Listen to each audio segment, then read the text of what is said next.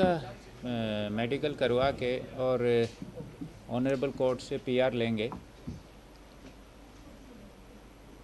Sir कितने दिन का रिमांड करने वाले हैं सर? हम 7 डेज़ का रिमांड मांगेंगे।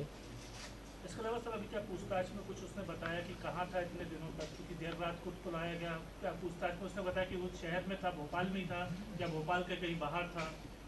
नहीं, काफ़ी लेट नाइट उसको लेके आए हैं और अभी तो कुछ प्रोसीजर में भी टाइम लगता है, तो अभी तो और पूछताछ करेंगे, उसके बाद ही कुछ कह सकते हैं। सर 30,000 का उस पर इनाम था और 10 दिनों तक वो फरार रहा, तो इस दौरान जिन लोगों ने उसको शरण दी उनकी क्या कोई पहचान होगी या फिर उनके खिलाफ भी कोई कानूनी कार्रवाई होगी? नहीं, बिल्कुल, वो जब डिटेल में उनसे पूछताछ होगी तो उसके बाद अगर कुछ इस तरह की चीज़ आती है कि उसको किसी ने शरण दी है तो उनके विरुद्ध भी कार्रवाई होगी। 30,000 का जो इनाम है आपका, ये किस मतलब इसके लिए आदमी आपका स्पेसिफाई हो गया जिसने सूचना दी है? नहीं, ये तो क्या है, वहाँ जबलपुर में कोर्ट में पहुंचा था सरेंडर करने, कोर्ट ने सरेंडर करने से मना कर दिया। इसी बीच अपनी टीम भी उधर थी, तो फिर अपनी टीम ने इसको जबलपुर टीम की मदद से कस्टडी में लिया। तो अभी तो वो देखा जाएगा कि बेसिकली ये कोर्ट में सरेंडर करने आया था, तो अभी किसी और व्यक्ति का तो ऐसा रोल नहीं है। आपको अंदेशा था कि कोर्ट में सरेंडर करने पहुंचेगा और आपकी प्लानिंग थी इसको इस तरह से अरेस्ट करने? नहीं, देखो, हम तो लगे हुए थे कि हमें तो कहीं भी मिल जाए। हाँ, तो हमें तो आइडिया नहीं था कि ये कोर्ट में जाएगा। हाँ, ये ज़रूर है कि अगर एंटीसिपेटरी बेल कैंसिल होती है तो मे भी एक ऑप्शन रहता है, लेकिन हम सभी पहलुओं पे काम कर रहे थे। सर 6 टीमें लगी थी, पूछताछ जो भी अभी तक हो पाई है, रात देर आए हैं तो समझ सकते हैं कि ज़्यादा वक्त नहीं मिला होगा, लेकिन इसमें कुछ इसने बताया कि कहाँ था, कैसे चकमा देता रहा? नहीं, अभी उतना नहीं। देखो, इस तरह की पूछताछ में टाइम लगता है। हम इसे पूछेंगे और ये सारी बात जो है ना थोड़े कुछ ही टाइम में सब सही बता देगा। सारी चीज़ें वेरीफाई करनी पड़ती हैं। रात को 3 बजे तो काफ़ी लेट नाइट तो आया है, फिर प्रोसीजर होता है, मेडिकल करवाना पड़ता है, कई तरह की चीज़ें होती हैं। सर एम्स दिल्ली का कहना है कि अभी तक उनके पास कोई पत्र नहीं पहुंचा है, जिस वजह से वहाँ से टीम यहाँ रवाना नहीं की गई है PM2 के लिए।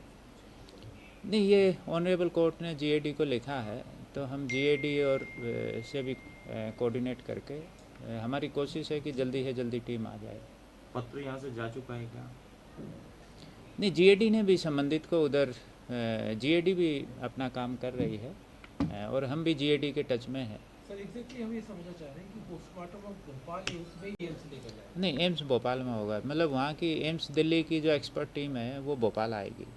सर परिजन लगातार आरोप लगा रहे हैं कि थाने में अभद्रता की गई है, इसकी कुछ जांच करा रहे हैं, कोई कार्रवाई तय करेंगे? नहीं, किसी के साथ कोई अभद्रता नहीं की गई।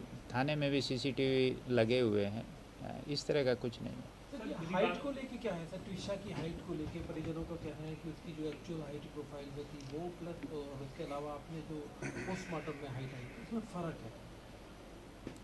नहीं, देखो, ये इस तरह की चीज़ें इसका जो आप विषय बता रहे हैं हाइट का जो है ना, वो ये कोई सिग्निफिकेंट चीज़ नहीं है।